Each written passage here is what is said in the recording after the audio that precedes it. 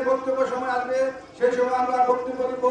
এখন তবে দুই এক কথা না বললেই নয়, আমরা যে স্বৈরাচারের 17 বছর আমরা আনাচে কানাচে দেশ ছেড়ে বাইরে রয়েছি, আমাদেরকে যে যারা যন্ত্রণা দিয়েছে, আমরা কিন্তু জুলাই 5ই আগস্টের স্বাধীনের পর আমরা কিন্তু দেশে ফিরেছি। আমরা কিন্তু তাদেরকে দেশে ফিরে আমরা তাদেরকে কোনো জুলুম অত্যাচার করি নাই।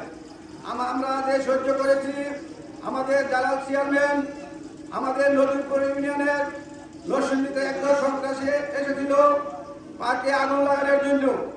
আমাদের জালালউদ্দিন চেয়ারম্যান সাহেব নিজে বলেছে যে না, এই বাদল চেয়ারম্যানের পার্কে আগুন দিলে আগে আমাদের পার্কে আগে ভরো, আমাদের পার্কে আগে আগুন লাগাই, তারপর বাদল চেয়ারম্যান পার্কে আগুন লাগাইতে পারবা।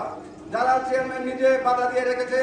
তারা বলছে যে আপনি চলে যান এখান থেকে, আমরা সব ফুটে ফেলবো, কিন্তু জালাল চেয়ারম্যান নিজে দেয় নাই।